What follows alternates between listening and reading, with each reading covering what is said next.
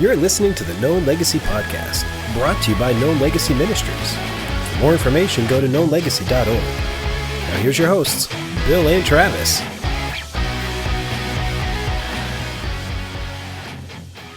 Cut grass smells amazing. Yes. I love it. Like Only second to burning leaves in the fall. Oh, I'll be honest with you. Oh, and that's, ever taken leaves and like crunched them in your hands and smell them like that sweet kind of Yes. smell of fall. But because there's some guys mowing right now, and man, it smells amazing. But there's like a hint of gasoline. It's like cut grass / gasoline. So it's excellent. Hey, thank you guys for checking out Known Legacy. If you stumbled upon us, man, we're so happy you're here checking us out and listening to us. We just have honest conversations with guys from across the nation. We hope will help others wake up, gear up, and come alive in their faith in Jesus Christ. And Bill over there, I'm Travis, Kyle, the producer. Hello.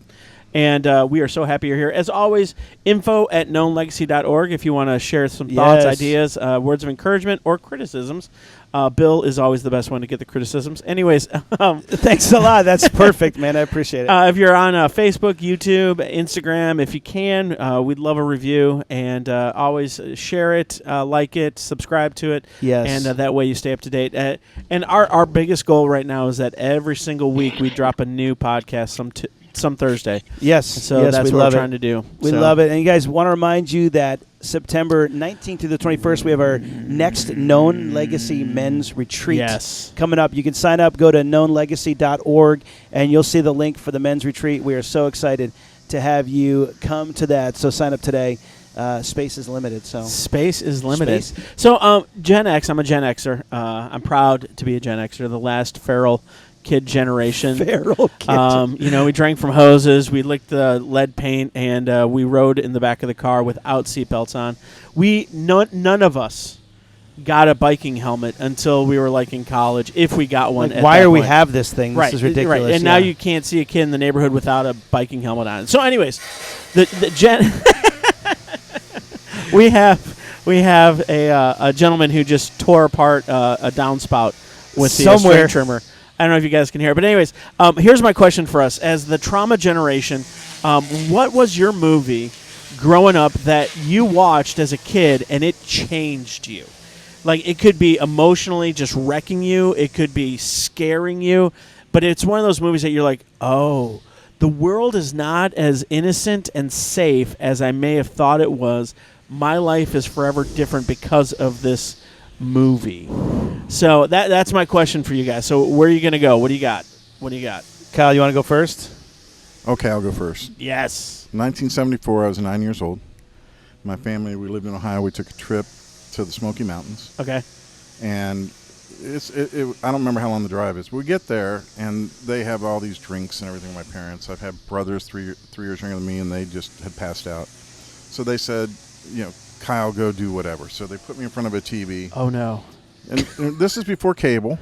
This is before, and there were like 4 channels. Well, there was a made-for-TV movie on that, and that was the 3 hours that I went from being a boy to a man. Goodness. Gosh. It was Helter Skelter. Oh, I've never seen that one. And it's about Charles Manson. Yes. Okay. Okay. And I was just... goodness. I'm like paralyzed watching this How movie. old were you? 9. Oh, my goodness. And at the end of the movie, I was like... I couldn't sleep. I was afraid. It was terrible. It was terrible. Your parents should have just given you the keys of the car. Like, I was like, that would have been safer at this moment. You walk down the hall. Your dad gives you a old Milwaukee, and it's like, son, good gracious. Welcome to the burden of being a man. So, wow. How about you, Bill? So, I remember when I was a kid, there's the movie called Alive. Oh. It was the rugby football team. Oh, yeah. Yeah, delicious. And I remember, it's a true story. Yeah, it is. I know, and that's what I think was. That's because we're talking about what's traumatizing. And I remember looking, and they're not going to eat. Oh, they are, and they had to eat their friends. Oh yeah, and you're like, and something in me changed in that moment. I was like, 'cause I was with my friend, and we went down to watch the movie, and it was actually a snow day. Yeah, so it was snowing. And it was better. the mall was closed. It wasn't like much of the mall was open because it was snow day and everything. But I remember walking home with him, and it was quiet. We're just we both were like, I think we just grew up 10 years. Well, and at some point you're thinking, I could take him, and probably if I had to, I could take him and survive a week or two on him. I mean, that's what you got to go to some point. Oh, it was terrible. And so that one kind of really hit me hard, I guess I would say. So for me, it was. So I had 3 older sisters. So down the street, my mom took care of a guy who was older. He was a few years older than me, but he became a brother to me. In fact, I get to see him in a few weeks, and I'm really excited about that. And for some reason, we were going to see the movies, and I was in 3rd grade. He was in like 6th or 7th grade. He was a junior high kid. And we went to this PG movie that we just thought it was going to be a fun little story. Well, it was the movie Poltergeist. and like, who came up with the ratings at that point? I don't remember anything, but I remember he had bruises on his arms because I dug into his arm so hard so many times in that movie because it was absolutely terrifying. Like, I still can't go back and watch it. I've tried to watch it, for nostalgia's sake, and I can't get there. No way. No way. I can't do those anyways. Those are like, those ones wreck me, man. I don't sleep good. Nope. Okay. I remember when I was a little kid. I'm gonna share my burden with you guys really quick, but Sesame Street. When I was traumatized by Sesame Street. When I was a little kid. I'm gonna get on 1, there. 2, 3, 4, 5, 6, 7, 8, 9, 10, 11. That was amazing. I mean, that was amazing. And so there was this scene with Ernie, and he was in an Egyptian tomb or something. Okay, vaguely remember. And there was an Egyptian version of him, and he popped out around the corner. I'm talking, I was like 4,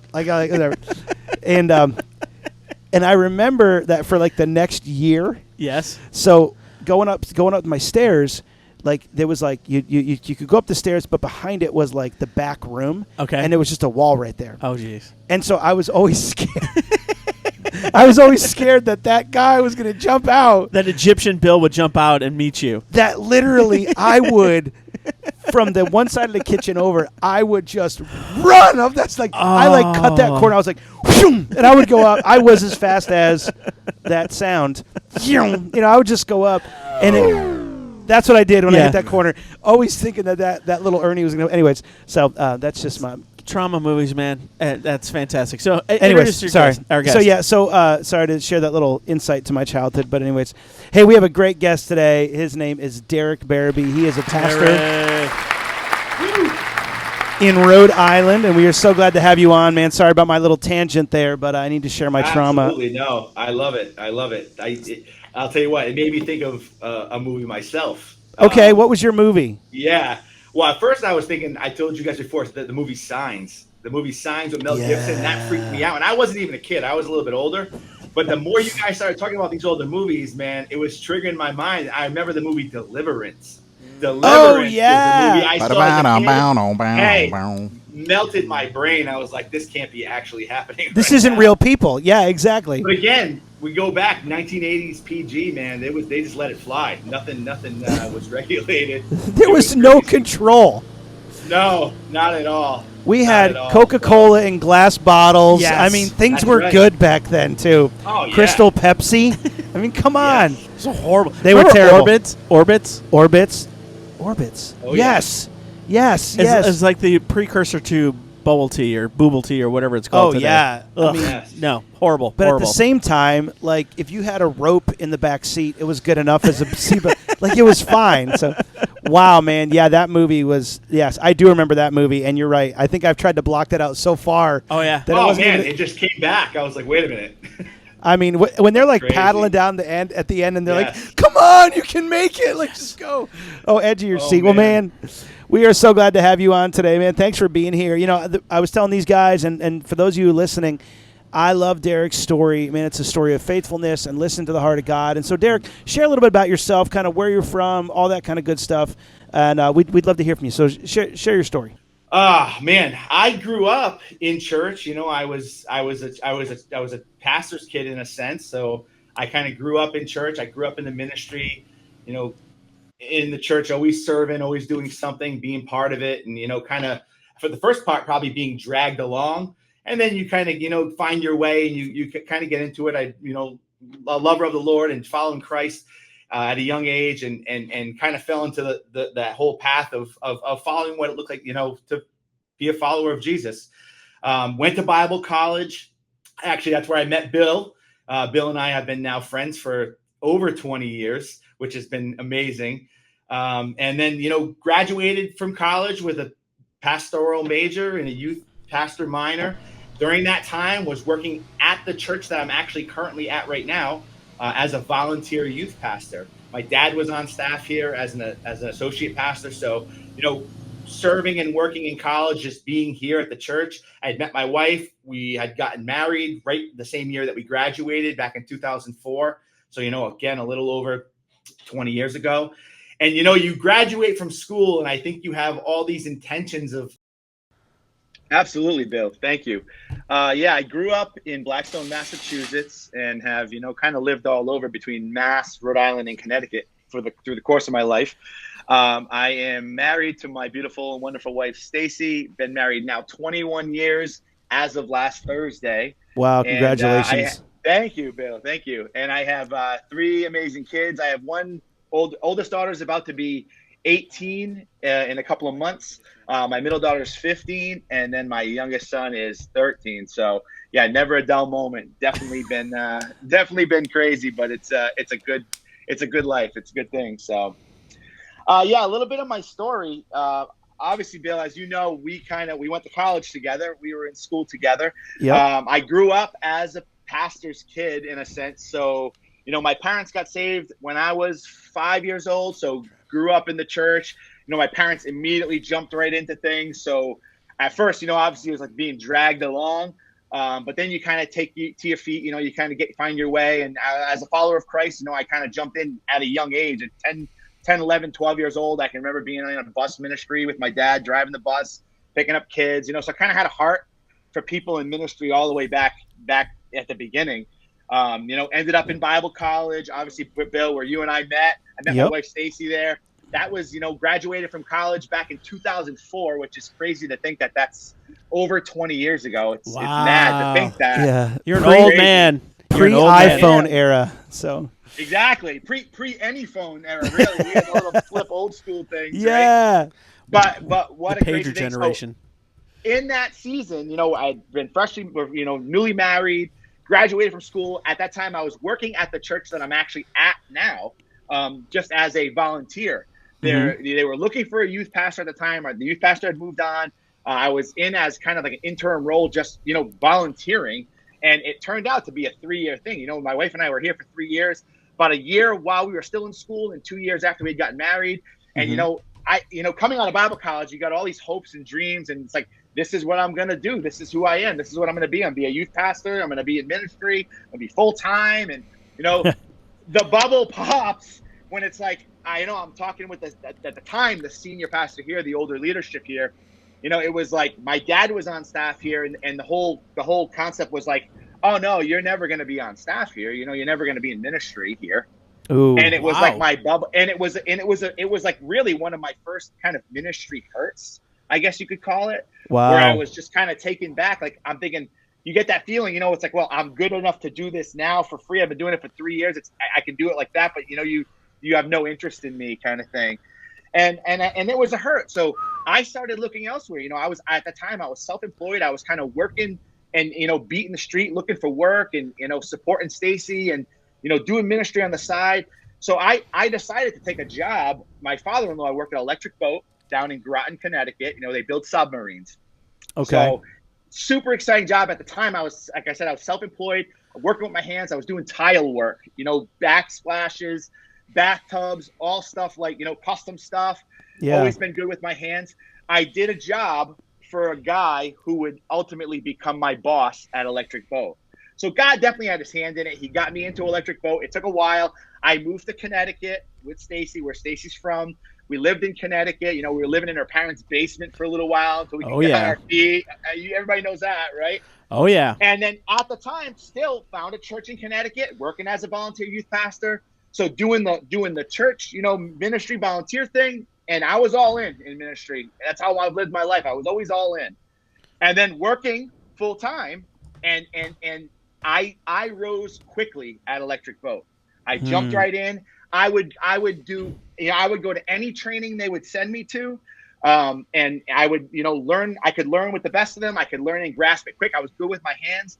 And I turned that there into ultimately would be a 10-year career at Electric Boat while I did ministry at the same time. So at one point I was doing, working full time, and I say full time, but it was beyond that.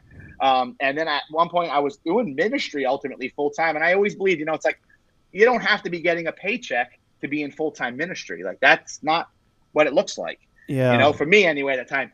So I knew God was working in that. He had put me at Electric Boat, and there, I was working again at this other church in Connecticut, volunteering, same thing. And I'm not going to get into all details, but more ministry hurts where it was like our rationales didn't connect, and I couldn't understand. I'm like, God, what are you doing to me right now?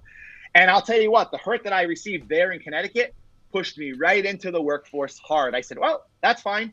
I'm going to find another church. I'm just going to attend. I'm going to sit on the back row. I'm not going to do anything. I'm going to just go to church, and I'm going to work. I'm going to work, and that's kind of where it went. So, as you're talking through that, because again, I mean, Travis is in full-time ministry as we've both been in paid, but man, go through some of that emotion, because I feel like there's a lot of guys who are like just, okay, we're going to go to college, and then it's just going to work out. And then, boom, I get a church calls, and la-da-da, everything works. What kind of thoughts were going through your mind when it was like rejection after rejection? What were you feeling when all that was going on? I was hurt. And at that last series I was talking about being at the church in Connecticut, like the conversation I had with this guy, obviously no names, the conversation I had with him, I remember standing there feeling like, and I worked in the shipyard at that time. I was a lab tech at Electric Boat. So I used to tell people I was kind of like the Mythbusters. If you guys remember the Mythbusters. Heck yes, dude. Phenomenal. My job was all non-destructive testing. So I lit fire. I did compression tests. I did all this stuff, and I loved it. The way that I talked with this pastor and trying to work with this, he spoke to me like some of these guys in the shipyard wouldn't even speak to me. And I'm like, how is this, religion? How is this church? How is this Christ-like? And it threw me into this path where I said, I'm going to work, and I'm going to be the best I can be here, and I'm going to support my family. I'm not going to worry about anything else. I'm just going to go to church. And I did. This is where it got crazy, guys. This is where it got crazy. I had because of my work ethic and because of the where I was working, they gave me an open checkbook, as in you work as much as you can work as much as you want to work. And I'll tell you guys, I took that to 50, 60, 70, 80, 90 hours a week. There were 3 years at Electric Boat where I worked well over 100 hours a week there. And I just did my thing. And at that time, I was back into ministry a little bit. I'd gone to another church. They'd asked us to do stuff. We got involved. And I'm telling you right now, what sacrificed was my family. Yes, that was my question. I put my family at the altar of ministry ultimately and work. And I was shredded on both ends hard. Wow. And I couldn't find a balance for a real long time. It was crazy. I look back, I don't even know how I did it, to be honest. I was working crazy hours. And the thing is, it's nuts. I made it to the top of the ladder. I made it to the very top of the ladder there. I tell people now my ladder was on the wrong building. Yep. My ladder was on the wrong building. So here's my question. Like, often, obviously, God has put a call on your life, and it was there from a very early age. However, He delayed the fulfillment of that call, probably because there was some pruning and some transformation that He had to work deep within your heart and within your soul to get you ready for the position you're currently in. As you have a chance to reflect, and again, that does not excuse church hurt, and that doesn't excuse pastors and leaders being jerks at all. Yeah. We have a call and a responsibility to do it right, not do it worse than the world. But looking back and reflecting, what were some of those pruning things that now in hindsight you're like, I get what God was up to. I know it hurt, and I know I was mad at Him at the time, but now I understand what He was doing in my heart and in my life to prepare me for where He ultimately wanted me to be, and that's where I am right now. I think for me, it was tough to see, and it kind of came to a point, I think, of pride. For me, right? We don't like that P word. But here, hey, the tail end of my story. Like I said, I was there for 10 years, and the way it ended wasn't good. I actually got like blackballed at work, and at this time, the last 3 years there, I was in a truly toxic environment. I think God was actually, I know this. He was calling me out for the last 3 years, and I stayed. My story, my buddy Pete, he gave me this kind of analogy. But it's like my story was kind of like the opposite of Jonah. I was swallowed by the whale, and I wanted to stay in the whale. Oh, wow. The whale was the steel submarine. I was in this steel whale. Hey, I was in this steel whale, and it's like, hey, golden handcuffs. It was great pay. Ooh. I was making awesome money. God was calling me. He said, and I was doing ministry. I was still doing full-time ministry on the side. At that point, I was at another church in Connecticut. I was a lay pastor at another church, working full-time and working full-time here. And it got crazy. And it's my wife, Stacy. She prayed from my heart. She saw that I was turning into somebody that I was not. I was becoming this person. I was not kind. I was not gracious. It was not me. It was not me. And I was basically handcuffed to this reality. And God was moving me, and it took him pulling me out of that. I ended up getting blackballed at work. This crazy story with an Xbox. I got accused of having all this information. It was proved to not be true, and they still were going to let me go to make an example of me at the company. And I was like, guys, I've lived with nothing but integrity. And I mean, they looked at me like a badge number, and I was going to fight it. And again, it all comes back to this. I said, I'm going to fight this. I'm going to get back in. I'm going to show them who's right, and then I'm going to quit. And God was like, do you not see me removing you from this? And you're going to go back. Hey, and it was all pride. It was pride. I said, I'm going to show them. And I went and I talked, and I ended up choosing to leave. I said, you know what, guys, this is not. I had you have union arbitration. They're like, you're being this, you're being that. We can fight you. You're going to win. I had everybody telling me you can win, and I felt God was saying, that's not the right. I've been trying to get you out. It's time. It's time, man. You shared some of the breaking point. What was some of the breaking point in your family that made you go, I need to do this? Like, what were some things that were kind of some big parts, even from Stacy? Yeah. Well, I can tell you this. My kids, when I first started that journey at Electric Boat, we had just Natalie. She was young. She was a baby. Here I am, new on my feet in this career, opportunity to make money. We had the opportunity to buy a house. So I'm like, all right, Stacy and I had talked. Praise God that we were on the same page. It never pushed my marriage to the point of threads, but like, awesome. Man, did she sacrifice? But then as my kids getting older, by the time I had left there in 2017, I had Josiah there, but there's a lot of stuff I missed that I'll never get back. And I look back now, I mean, I had the opportunity there. I'd go in for 5 minutes, get paid for 8 hours. And, I was at the top of the chain. And it was like, I look back now and it's like, none of that matters. None of that mattered. I missed a lot of opportunities. And for Stacy, I think, honestly, she prayed for me for years that God would just break me and get a hold of my heart. And he did. And honestly, it's because of her. It's because of her. There were definitely a lot of hurts, but I was so leery of coming the opposite way, coming back into this world. And ultimately, to get into the story, it's like that led to me becoming that church that I was a lay pastor at. I became the associate pastor there. And from then have since moved back to my ultimate home church in Rhode Island. And now I'm the executive pastor here at Ocean State Baptist Church in Rhode Island. So that's awesome. Pretty crazy, but it's been a journey. I'm still learning. So let me ask you this question, because I'm wagering to bet your story is not unique to you, and there's probably a lot of guys that are extremely successful in their job, and the money's pretty good, but they are starting to see the toll that it's taking on family, and more importantly on their own conscience and their own soul. And let's say you were to have coffee with one of these guys, and he's just like, man, I got more money than I know what to do with, but I hate my life and who I've become. What would you say to that man? Oh, man. First, I'd say I definitely know what that feels like, because the empathy of the reality. I remember those last couple of years of feeling like my soul was ripping, like I was trying to be somebody that I wasn't, and my soul on a daily level was ripping, and I honestly didn't know what to do, And again, I had grown up in church. Yeah. I was a follower of Christ. I was in the Word of God, but like for me, it was honestly a sense of pause, and it was a sense of rest. And it was that moment in between when I ultimately left EB. I had no job. It was like they pulled my badge number that day. They were like, "This it." I got walked out like I was a criminal. Yeah. And then I was going to fight it and did it. And I went 12 weeks with no work. So I was just volunteering. It's like in that moment, it was almost like I had no choice but to abandon my fears, my wants, my desires. And I praise God for Stacy. Like, it was the desert. It was the desert. It was being in that desert and having nothing but the voice of God and leaning on him, saying, I have nothing. Because I had always controlled everything. I could make the money. I could do this. I had it all. I had climbed that ladder, and it was literally, quite literally, all taken away from me. And I had no choice but to trust God. And that, for me, that was the moment where it was like it changed everything.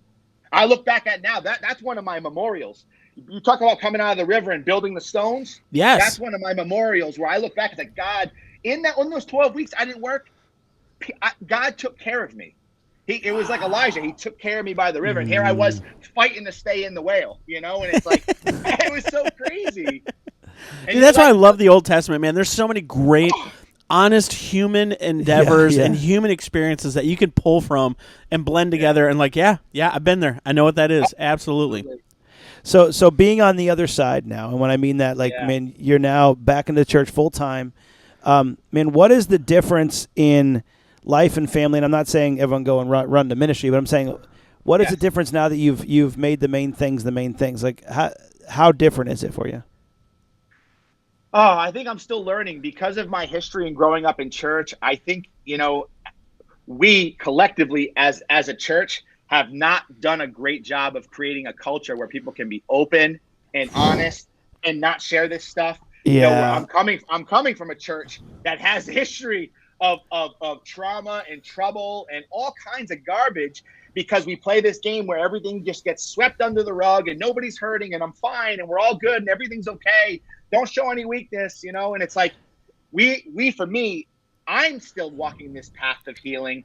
And, myself, Pastor Mike Woodward, who's a senior pastor here, we're trying, in a sense, to change the culture of just even our church, person by person, starting with us, starting with the staff, of what that looks like to live vulnerably, to be real, to be authentic, and to truly be practicers of the way, to be followers of Christ and what it looks like. And it's been a journey that I'm actively still in. Like, we definitely don't have it figured out. It's like, you're in it. There's this pull away from church. I mean, okay, so I'm encouraged by Gen Z, Gen Y, like they are out, whatever the Gen Z, Gen Alpha, I guess, whatever they're called. I don't know all the gens. We hit the end of the alphabet a little too soon, I think. Exactly, we did. No, we're like A2. I don't know where we're back. But I'm saying, like, there is a pullback to church, but they're not there for the show. Right. They're not there for the show. About the show. And I love your heart. So what would you say to an aging pastor who's like, we're trying to connect with people, but I think you already hit it on the head, but what would you say to them about what is most valuable now and the church needs most when it comes to the current state of the church in America? What would you say if you had all these pastors in front of you? What would you encourage them with right now? Honestly, I think authenticity, and being vulnerable in a healthy way. A lot of times, our false self can be, almost overly authentic and overly vulnerable, and we kind of create the opposite problem where, we go full victim, and that's not what I'm talking about. Golly, but to be real, and to not showcase, but to show our struggles and to walk alongside people and to create a space that's safe for people to share that stuff and be like, hey, God is working in my life, but I'm struggling right now. I'm having a hard time reading his word. I'm having a hard time praying. I don't even know if I'm praying. It's like, it's being able to be vulnerable and people don't feel like they can be that way in church. And Jesus himself said the church should be a place for those who are sick, not those who are healthy. Right. Yeah. So it's like, I think it's recreating that culture, and it is tough. Speaking to pastors out there, I get it. It's hard. Days are hard, but the Bible calls the work that we're doing a good work. And it's like, we got to remember, like, what we're doing at the end of the day, it's like, Christ is right alongside there with us, and he's holding us up, you know? Yeah. No, I so love I it. think in an effort to try to be more than we are, we create so much stuff in our lives, it just weighs us down. You know, it's like we don't need to be any more than we are. We're called to be what he created us to be. So well, and what I love that is the hardest part. Oh, it is. Yeah. But thank God we have like the full counsel of Scripture to tell us that, because they didn't hide David and his falling and how he struggled with relationships that were forever broken with his older son Absalom and everything else. And then you have Paul, who's like he's like, man, you know my life. And I'm not celebrating it. I'm not a victim of it. I'm responsible for the things that I did. But all of it's garbage compared to the great things that God has done and is continuing to do in my life. And I think you're exactly right. You don't want to ever present yourself as a victim, but you want to present a God who is redemptive and can take all of that brokenness and all of that muck and all of that crap and do something miraculous with it for his glory and for his name. And I think it's fantastic, man. Your story's fantastic. Thanks, brother. No, I love having you on, man. Any final thoughts before we jump into the Fast Five? Anything you'd like to share, kind of finish up with? I don't know. I think if anybody finds themselves in that state, it's almost a state of deconstruction in a sense. You're looking at what's around you and thinking, is God in this? Is church does church have any value? Is there any value in community? To ask the questions. It's like God wants us to approach Him, even in our hurts, our doubts. You know, like to be in that place still is a place of healing and growth. It's not anything to be ashamed of. It's not anything to be scared of in a sense, even though it is scary. It's like God is there walking with us. And the more of us that can be there to walk alongside those people, to pull our boat alongside their boat, not to rescue them from their boat, but to just be with them. It's like, that's what we're talking about. That's what we need. So the more of us that can be in that, it's like we create a kind of a healing culture in a sense. We can redeem it, you know? Absolutely. I don't think it's too late for the American church to turn around. And I love, and if enough guys like you are in the church, so if you're in the Rhode Island area, and it's a really big state, so you could probably not drive there in a day. It's the Metroplex of Dallas. The Metroplex of Dallas. But man, make your way to this church where Derek is. We'll put the link in the bio. But man, I mean, I love this because there are more pastors that we're talking to, like, man, we just need to be real. And I think sometimes you're right. They don't know what that looks like other than being the victim. And so saying, man, I'm just going to be authentic and say, I'm feeling this today. It's everywhere. Like you said, it's everywhere through Scripture. But now it's at a point where we're going, man, let's just be honest with where we are. Invite that in and say, man, God can do something great with the mess that we have. Correct. So, man, love it. Love you got to share. And so, as we finish up, we have our Fast Five for you. I'd love to hear your Fast Five. So, number one, who do you most admire and why? Oh, I would say probably at this point in my life, one of my big admirations is Pastor Mike Woodward. And Bill, I know you know Mike. Absolutely. Being under him here, he's the senior pastor here, being under him here, not only the culture he's created, but helping me in my own walk. You know, I feel like I haven't, and not to say that we're perfect here, but I don't feel like I've personally been in a healthy church environment prior to being on staff here now, which I've been for just about 5 years. So he's helped me kind of deconstruct my own story and walk through it and help with the healing of that. It's been, for me, you know, he's modeled it well, and he's been through his own level of stuff, you know, so he's modeled it well. He's helping the staff, you know, work through their stuff, model it. And it's like, we're trying to create, again, a healthy church community that, you know, is open and welcoming for people to feel safe to share, you know, their story. So I would say awesome. Pastor Mike at this point. Mike's the guy. Yeah. We got to get him on the podcast too. That'd be great. He's got a solid story. He's a great musician too. And Gabriel Fell. Shout out to Ann Gabriel Fell. It's an amazing band. So anyways, hey, number two, where would you like to go on a vacation with your family? Oh, I'll tell you what. Ireland. Stacy and I would love to get to Ireland specifically within the next couple of years. That's been on our bucket list for a little while. You want to kiss the Blarney Stone? Oh, we're gonna walk the island and just check it out. We want to get out there. So that's a bucket list trip that we're planning. To get out to Ireland. So I love it. Absolutely. I love it. That's a beautiful place. Ireland. Yeah. Absolutely. Love it. Hey, okay, number three. What are you currently reading, whether a Bible or a book? So in God's Word, I generally, for the most part, daily stay in the New Testament. I'll stay in the Gospels a lot of time. Right now, I'm currently reading Luke. I read Luke 6 this morning. You know, a little bit of the Beatitudes in there. You get a little Jesus talking about loving enemies. Yep. Book-wise, I just finished John Mark Comer's Practicing the Way. Oh, very, good very book. good. Very good book about apprenticing Jesus and what it looks like. So, you know, again, part of this same journey of walking that path and what it looks like to be an apprentice of the master, you know. So that's an excellent one. I'm working through. I currently always go back to the 21 Irrefutable Laws of Leadership. John Maxwell. Yeah. With people, simple concepts, solid truth. So like for leadership stuff, awesome. But yeah, a couple different things like that. Those are great. Nice, man. Okay, number 4. What is a goal you have for this year? Yes. All right. I don't know if I would call it a goal, but I would call it a path. Okay. I am currently on the path to get healthier. So this is straight up physical, spiritual, mental, all of it. Okay. But physically, I'm on a path of I've been taking some time to find that time of Sabbath and rest, having some time for myself in the morning, not only to do my reading, but to actually get to the gym and to work out a little bit and lose some weight, just kind of getting more active. So, you know, I find for myself personally, I connect with God even through that.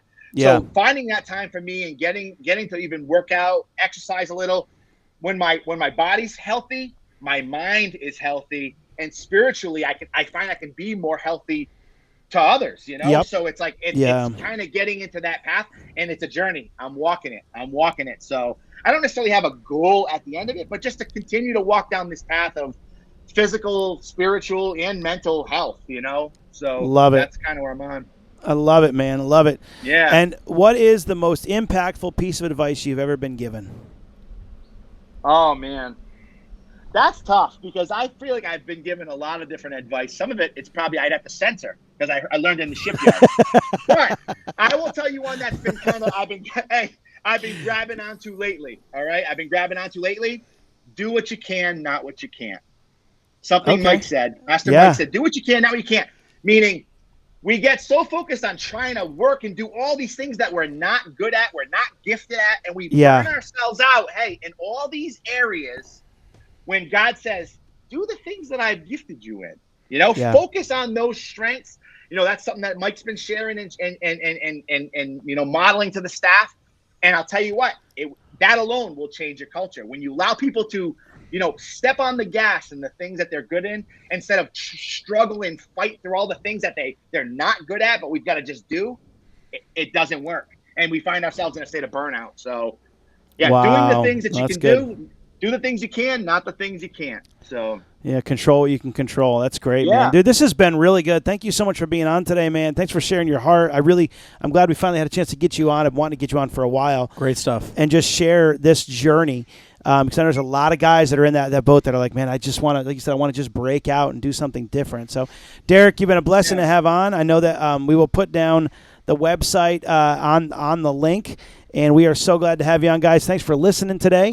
Absolutely. Thanks for waking up, gearing up, and being willing to come alive in Christ. Come alive to who we are. You guys have an awesome week, and we will talk to you soon. God bless. You too. Thanks for listening to the Known Legacy Podcast. We'd love to hear from you, so email us your questions or comments to info@knownlegacy.org.